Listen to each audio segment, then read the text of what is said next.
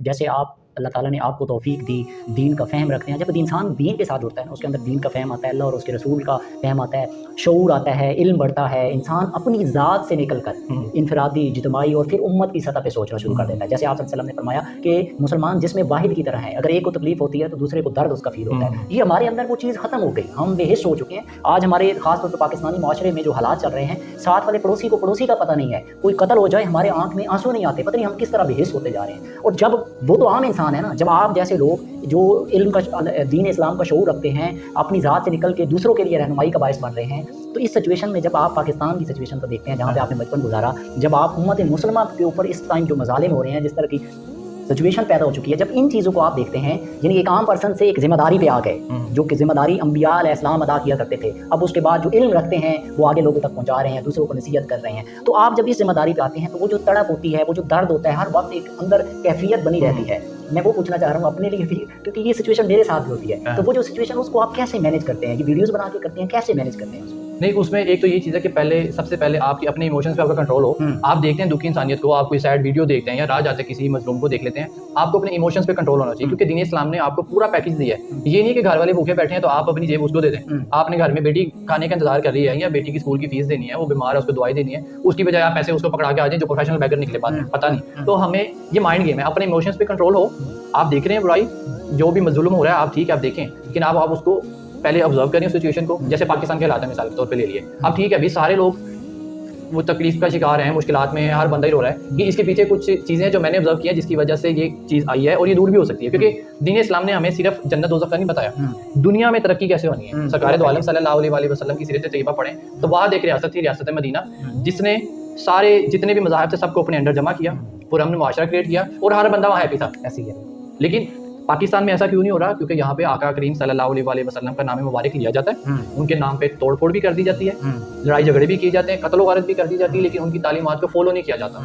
अब उसकी मैं सबसे बड़ी एक मिसाल आपको ये देता हूँ, फजर की नमाज पढ़ी है, उसमें तकरीबन 14-15 लोग थे, मोहल्ले में हजारों लोग हैं, और वो ये माना भी नहीं कर सकते कि भाई हम काम पे हैं, क्योंकि फजर का टाइम है, कोई स्कूल नहीं गया, कोई कॉलेज नहीं गया, कोई यूनिवर्सिटी नहीं गया, कोई जॉब पे नहीं गया, सारे अपने घरों में हैं, लेकिन सिर्फ 10-12 बाबे नमाज पढ़ने आ गए। इसकी वजह क्या है? बाबे तो इसलिए आगे कि वो सारी रात खांसी कर रहे हैं, उनको नींद नहीं आई, तो वो तो इंतजार करें अज़ान हो तो मस्जिद में जाके बैठे कवर में है, उनको पता है कि किसी तो उनके पास तो कोई ऑप्शन नहीं है ना, टाइम पास के लिए वो आगे उनका शुगल है। तो उनके बेटे किधर है?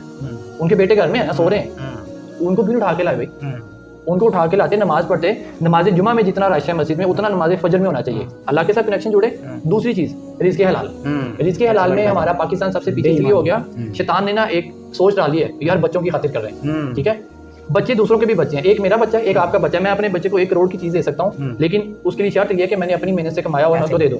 लेकिन ये नहीं हो सकता कि मैंने अपने बच्चे को देनी है 1 करोड़ की चीज, लेकिन मेरे पास 50 लाख है, अब मैं कहूँ अवैस भाई के पास 50 लाख है, आपका अपने बच्चे के लिए मैं आपसे छीन के रिश्वत लेके गिफ्ट के नाम पे लेके और मैं अपने बच्चे को दे दूँ, ऐसे ये ठीक नहीं होगा। अब मैं मैंने अपनी औलाद के लिए किया, लेकिन औलाद को मैंने हराम खिला दिया, दूसरे बच्चे का हक मार लिया। दीन इस्लाम कहता है आप जितना मर्जी कमाओ, कोई लिमिट नहीं है, दुनिया के अमीर तरीन इंसान बन जाओ, लेकिन अपनी बेस पे, ईमानदारी की बेस पे किसी पे जुल्म नहीं करना। इससे आप ये जो आप मिसाल के तो पाकिस्तान में होता है, जुआ या जो लॉटरी के लिए सारे इंतजार कर रहे हैं, कोई शॉर्टकट ढूंढते हैं कि रातों रात अमीर हो। ऐसे ही दीन इस्लाम इसको क्यों मना करता है? बाद लोग कहते हैं भी हम वो जल्दी से पैसे जीत रहे हैं, गाड़ी आ रही तुम जल रहे हो। नहीं, दीन इस्लाम कहता है आप गाड़ी ले लो, लेकिन हाँ जब आप गाड़ी लो तो किसी को नुकसान ना हो, किसी की दिलाजारी ना हो। अब आपके पास 1 लाख था, 1 लाख मेरे पास था, मैंने 2 लाख का कोई भी मोबाइल फोन खरीदना था, ठीक है, तो अब मैंने जुआ खेला, आपसे भी 1 लाख निकलवा लिया, मैंने तो फोन ले लिया 2 लाख का, लेकिन आपको जो दुख हुआ अल्लाह को ये पसंद नहीं। अल्लाह कहता है आप जो मर्जी करो, लेकिन किसी का हक छीन के ना करो। और हम पाकिस्तान में हक छीना जा रहे हैं, हम कमाई करके हम ये सारी चीज़ें हासिल करके आजकल सोशल मीडिया पे ऐसे लगाते हैं, ये बहुत बड़ा बारीक नुकता है कि हम शो करते हैं हर चीज़ को, और दूसरों को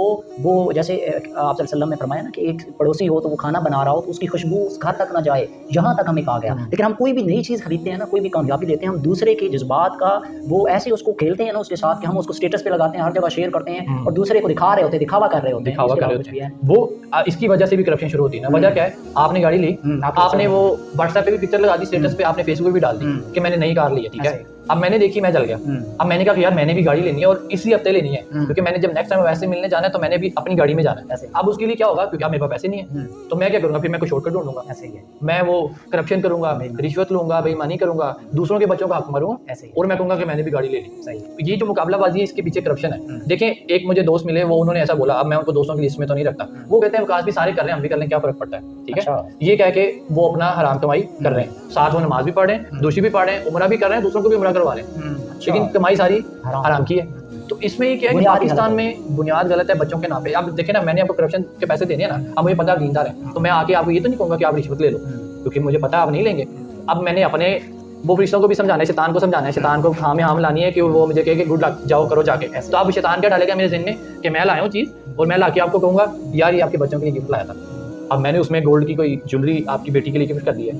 अब मैं उसके बाद आपको बोलूँ वैसे भी वो आपका एक बंदा है यार, वो दफ्तर में काम करता है, मेरा काम फंसा हुआ है। अब आप ना ही नहीं कर सकते क्योंकि मैंने आपको गिफ्ट के नाम पे रिश्वत दे दी पहले। ऐसे ही है। तो अब आप मेरा काम करवा देंगे, मेरा काम हो जाएगा लेकिन किसी का हक छीन जाएगा। मारेंगे। या अगर मेरी जॉब थी, मेरी जॉब लग जाएगी, वो जिसका मेरिट पे नाम आ रहा था उसकी जॉब छूट जाएगी। तो ये जो दूसरों को हक मारना, ये दीन इस्लाम ने मना किया है। लेकिन पाकिस्तान में ये डंके की चोट पे दूसरों का हक मारा जा रहा है और कहते हैं ओ भाई ठीक है बच्चों के लिए कर रहे हैं। तो जब भी कोई किसी प्रोग्राम में पकड़ा जाता है, उसकी करप्शन पकड़ी, वो भी कहता है हाथ जोड़ के कहता है भाई यार मेरे बच्चे छोटे छोटे, माफी मांगता है कि कैमरा ऑफ कर दो। तो करप्शन हम नहीं छोड़ना चाहते और उस वक्त तक करते रहते हैं जब तक हम लोग पकड़े ना जाए, ठीक है। और दूसरी तरफ ये कि हम लोग तब तक इसका दर्द दे सकते हैं जब तक हमें मौका नहीं मिला। अगर हमें मौका मिल जाए, अगर मैं किसी ओहदे पे आ जाऊँ और फिर मैं अपनी बातों पे पूरा उतरूँ तो फिर पता चलेगा।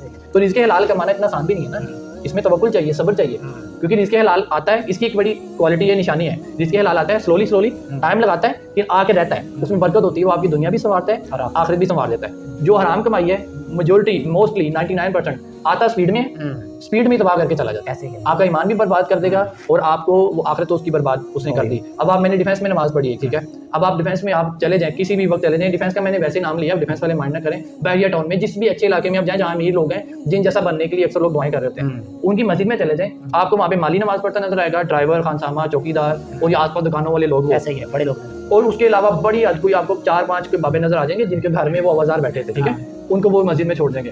उसके अलावा आपको उस इलाके का कोई नौजवान बंदा नमाज पढ़ते हुए नजर नहीं आएगा, आ भी जाए तो उसकी पैंट गिरने वाली होगी, दीन का जीरो नॉलेज होगा, वो अबू ने डांट के धक्का मार के भेज दिया। तो जिनके पास भी दौलत आई है उनसे दीन छीन गया। तो हमने ये देखने कि जब भी दौलत आए आप कमाएं, जरूर कमाएं, साथ ही साथ दीन चलता रहे। तो पाकिस्तान में अगर दौलत पे फोकस है लेकिन साथ अल्लाह को राजी नहीं कर रहे, मस्जिदें खाली हैं, तो इसका ब्राइट फ्यूचर नहीं है। चाहे जितने मर्जी आप औलिया अल्लाह की वो सेइंग्स लेके आ जाएंगे कि पाकिस्तान का फ्यूचर ब्राइट है, वो होगा, लेकिन मुझे लगता है कि वो हमारी आइंदा आने वाली नस्लों में ऐसे लोग आएंगे मेहनती ईमानदार जो पाकिस्तान को बदलेंगे। हमारे टाइम पे जो लोग हैं ये नहीं बदलने वाले। इसका मतलब है ये पाकिस्तान के ज़वाल की यही वजूहत हैं, आपने उसका नक्शा खींच दिया। ये रीजन बुनियादी वजूहत।